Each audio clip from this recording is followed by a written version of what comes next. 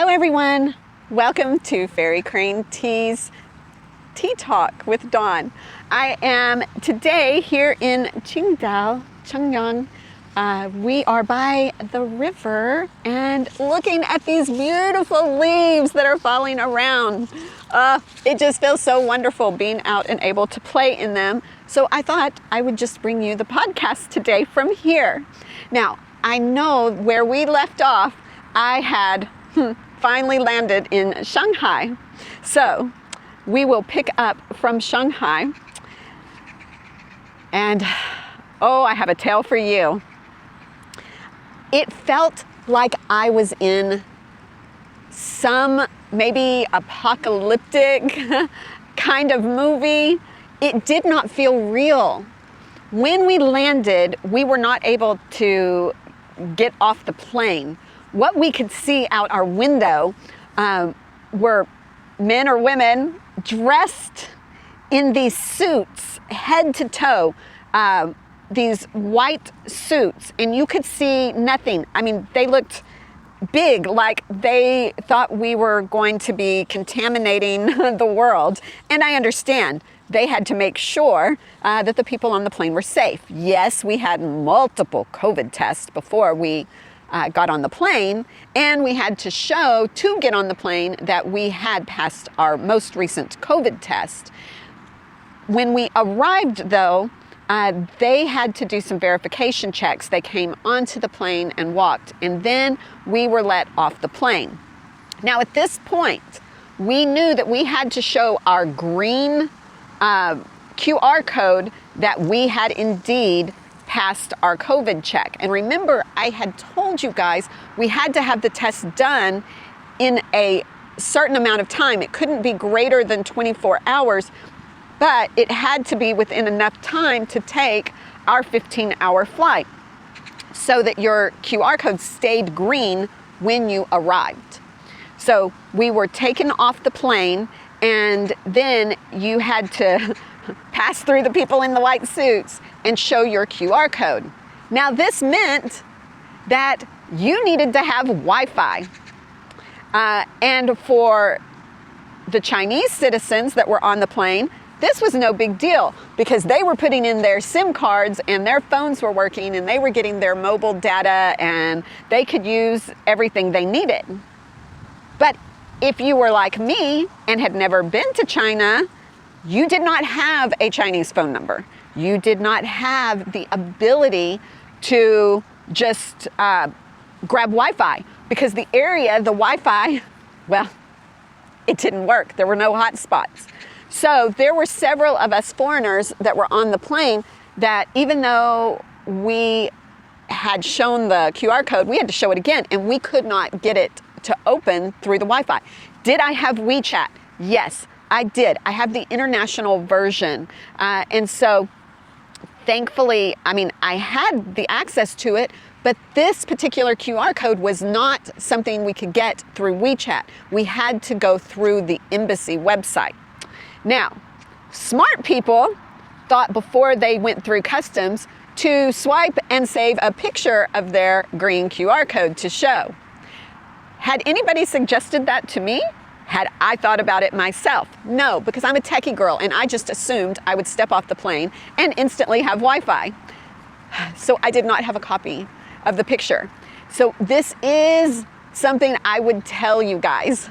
Even though we're out of the pandemic and you're not required to have all these very strict tests, always take a picture of anything that is important that you're having to show from a website or a social media app, anything.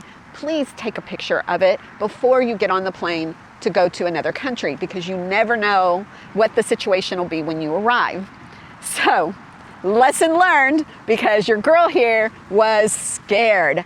My luggage was somewhere else, of course. I had a carry-on and a travel bag with me. I had, of course, all my credentials. And I will recommend this to you. I bought a wonderful little leather, mine's pink, leather bag that will hold 8.5 by 11, actually a little bit larger, not quite legal size, but will hold documents. And it has little pouches like for credit cards and other ID cards, and it has a lock on it, and it is water and fireproof. And I really recommend you getting one of those. I put it in my carry-on bag, so I had all of my documents because I had to carry my birth certificate, my work permit, all of my credentials, everything about me, my insurance. I mean, I'm moving. I'm not coming just on a vacation. So I had a lot of legal documents. And so I'm going through, and I'm stopped at this gate where I could not pull it up. And so I moved over with these other people who were trying to do the same thing, figure out how we can show our QR code. And there was just a wonderfully nice gentleman, of course, in his little white suit, and did not speak any English. And so this was going to be my first opportunity to try out my Chinese.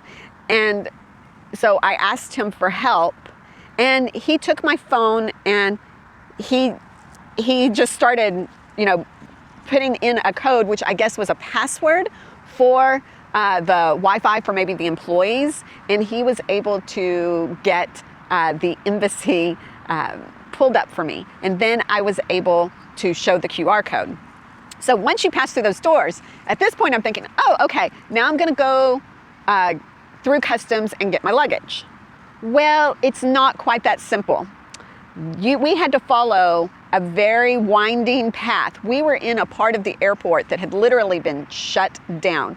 The terminal was only for inbound planes from out of the country, and therefore anybody coming in on these planes had to go through very, very specific procedures. And so when I say winding, I'm not talking about a 5-minute jaunt. I'm talking, this took a half hour for us to wind through these corridors. And again, when I say I felt like I was in some kind of like a post-apocalyptic movie, it was eerily silent. You're at an airport, and except for the people who came off the plane with you, and remember, most of them were Chinese citizens. They went through quickly because they had their phones working. There are a few of us stragglers. We're pretty much walking by ourselves. It was so quiet. And there's nothing on the walls. They'd taken everything down. If you remember during the pandemic time, everything went very sterile, like old school hospital. And so we're walking, and of course we're having to carry all of our stuff with us. And you're going up and down flights of stairs. I think we went down about 4 flights of stairs. And then we went into this like outside area, but it was outside with a very, very narrow walkway, and there were like portable buildings set up. And here we had to take another COVID test, and we had to show all of our different records, our work permits, everything, and talk to them about why we were there. And this wasn't your normal customs. This was completely set up for during the pandemic. Well, after you finished that, they gave you a piece of paper, and you continued back on, and finally you make it to customs. And at customs, they had you fill out documentation. Now, you're given documentation on the plane to fill out for customs, but no, this was a completely different form they needed. So we filled that out, and then you go stand in line and you wait. And you wait until you're called. Finally, I'm called, and the customs people were so kind. I mean, genuinely kind. They understood what we had been through. They knew we were tired. They knew we were very nervous about things, and they made it quite simple. And after you get everything shown and stamped, they let you go through, and now you have to go get your luggage. Now, this is another interesting part, because once you finally get your luggage, you look at it. My brand new, beautiful, beautiful luggage was covered in a white spray. It was so icky. What they had done is they had treated the luggage. So I knew when I got to the hotel, I was gonna have to be scrubbing my luggage.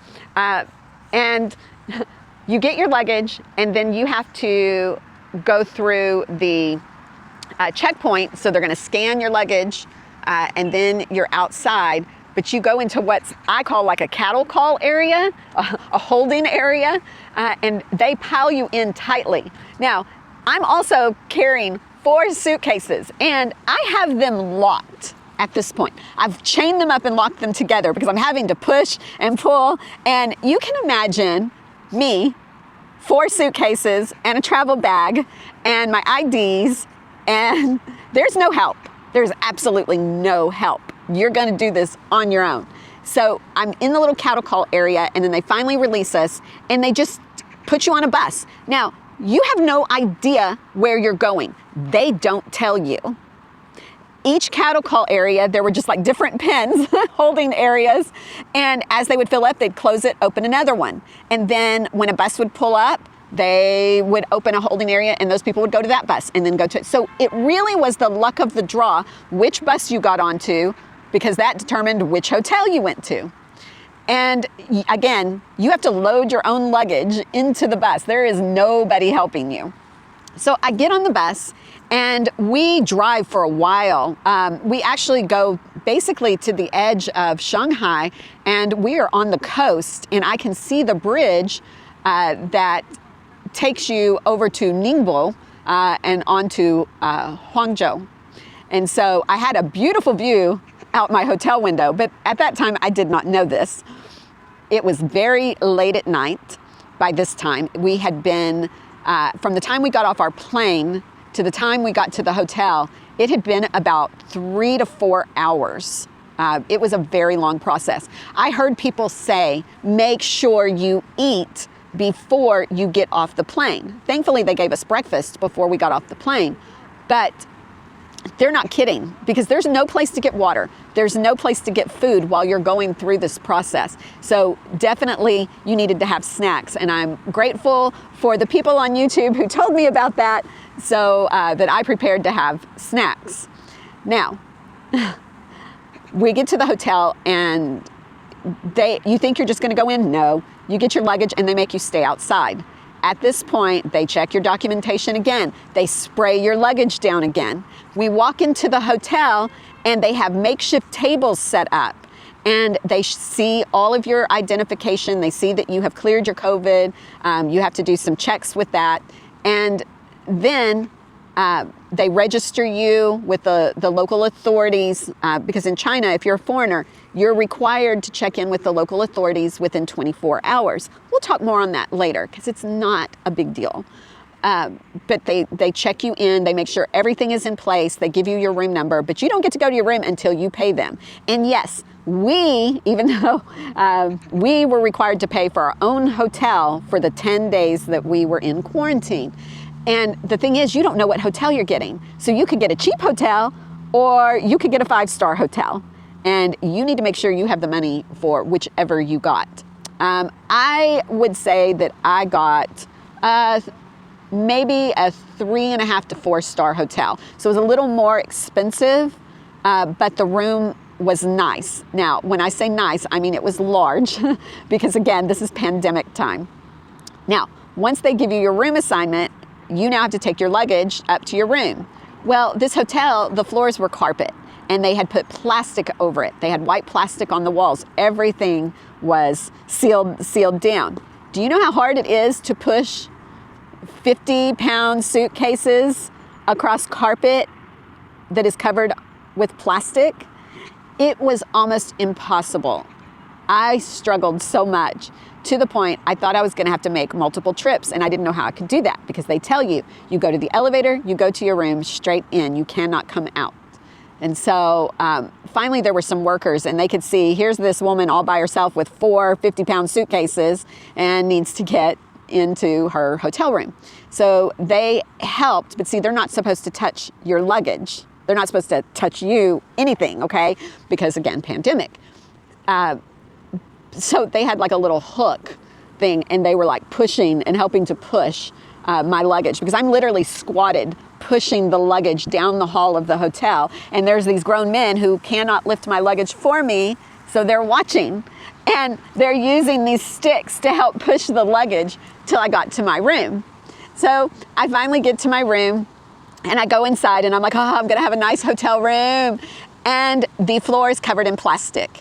There are no comforters on the bed. It's all white. The walls have been covered in plastic. It's white. Virtually everything had been removed. They did not provide you toiletries, but they did have water. You were given cases of water. And when your case ran out, well, then you had to boil water from the sink. I can remember this like it was yesterday. This is something that will stay with me forever. So TV, well, I had no Wi-Fi. I could not call people. It was really tough. And so the hotel, they were trying to help us and get us some Wi-Fi so that we could reach out and talk to our families, connect with our employers to let them know we landed. There was so much that we needed to be able to do, but we couldn't do anything. We were in a hotel room. The cable did not work, so we had basic CCTV, which was great. I watched so many Chinese cartoons and practiced my Chinese, my Mandarin. I was working hard during this time because I had 10 days of nothing to do. I reread books, I exercised, I made laps. I had a room with 2 queen beds, and so, I mean, I had a nice walk area and big windows open to the bay, and so I would work out in my hotel room every day. I set aside time for reading, time for watching some really cute Chinese cartoons. And then, of course, they would come and we would have to take a COVID test. So you'd have to open up the door when they knocked, and then they would step inside and, you know, do the little COVID test, which here it's in the throat, not the nose. And then they would leave, and a few minutes later you would get a meal, and you would have to give your trash at that time. If you held your door open longer than 30 seconds, an alarm would go off, and it would be so loud. So you did not want that happening. And if you needed anything, you just had to call the lobby. And hopefully somebody would answer. Eventually, I was able to connect with the hotel Wi-Fi, which worked sometimes, sometimes not. And I could call my family. And so it became a thing where I would eat breakfast with my family and do a Teams. We would use Microsoft Teams for all of us to be on and talk. And that really helped because you're isolated. You don't have anybody with you in that room. And here I am in this new location, new place, and I'm all alone. But I also had to know that this was part of it. I would be alone. I moved to a foreign country by myself. So I had prepared, and that's why I said I kind of got into a routine. I would do facial care. I would take some good, nice, long showers. Beautiful shower, big shower. I think the shower could fit like 5 people in it. It was so huge, but it was scary at first, but you just get into a habit and get used to it. I was able to start connecting with my new employer and working out details for me. We were gonna have to pass another COVID test before they would let you leave. If you failed that COVID test, guess what? You got taken to a hospital, and that's a whole other world. Thankfully, I passed it, and I would be notified the following day what time I would be able to leave. And so they come and they tell you, and I was able to make arrangements wonderfully, because I'm sitting here going, I'm taking a train to Nanyang. It would be the first time I've ever been on a high-speed rail, and I have all this luggage. And so I asked them, I said, what do we do with our luggage? Do they have a place they store it on the train? And they were like, well, it would be better if you could ship your luggage there. And I'm like, huh? And they're like, yeah, have it delivered. We have delivery drivers. It'll probably be there in about 3 days. So keep what you need, but send the big suitcases on.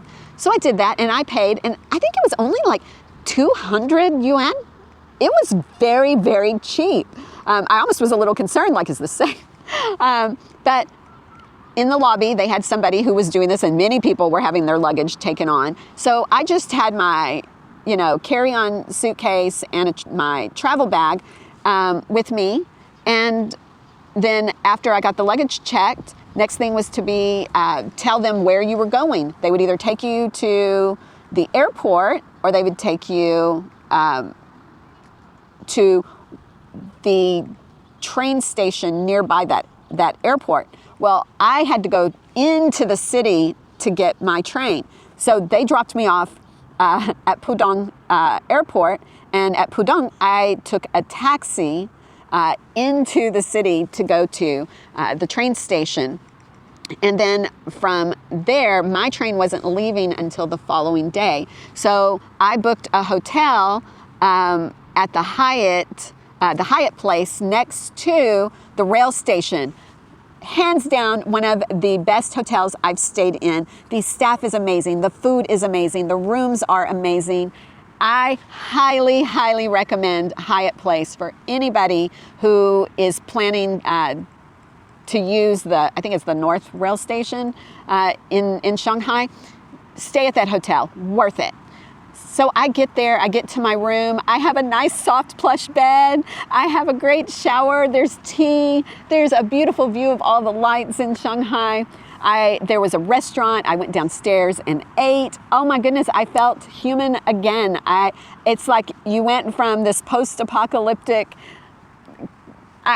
something from a novel or a movie. It was surreal. It did not feel, I know I'm not doing it justice to express how otherworldly it felt.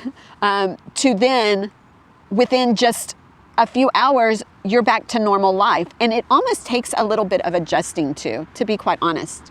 So after that, I took the train with all my luggage that I carried, well, my carry-on and my travel bag. I had to walk from the Hyatt Place to the train station. I did catch a cab who was able to drive me part of the way because it wasn't going to be safe to go up a ramp. But I thought because it was next door, I could just walk. And taking the cab was the smarter choice. And I get there and it's time to get on the high-speed rail. And so this is going to be my first adventure on a high-speed rail. They're amazing. They're so nice. They're nicer than any first-class plane I've ever been on. And they're so spacious. You have so much room. The chairs are comfortable. Oh my goodness. And you can recline back and there's like trays where you can put your food. There's storage. Everything's digital. It's clean. The bathrooms are so clean. They even have cleaning people that are constantly up and down the aisles, sweeping, mopping. I could not get over how amazing the high-speed rail was. People who know me know I tend to be a little claustrophobic, and so I always want to take a plane because it's quicker. This was one of the best experiences, and you will soon learn I take the high-speed rail as often as I can when I travel. It's cheaper, it's fast, and it's roomy and clean. So I should have probably taken a nap, but I didn't. I'm on the high-speed rail and they're telling me, you're gonna go through Suzhou. And I'm like, Suzhou? I've heard of that. So I'm looking out the window and I'm taking pictures and everything that was new, seeing a wind turbine, I took a picture. Seeing a mountain, I took a picture. Everything to me in China was so amazing, so beautiful. I was so happy to finally be here and getting to see this beautiful country. And then I arrived in Nanyang. Nanyang. That was going to be my new home, and we pulled into the train station and it's time to get off, but now we're back to pandemic procedures. So I think we will save coming into Nanyang for the next podcast because I want you to know what it was like coming to my new home. So I'm off the train in Nanyang. Let's see what happens next time. Thanks for joining me here in wonderful Qingdao in the fall. I will catch you next time. Bye.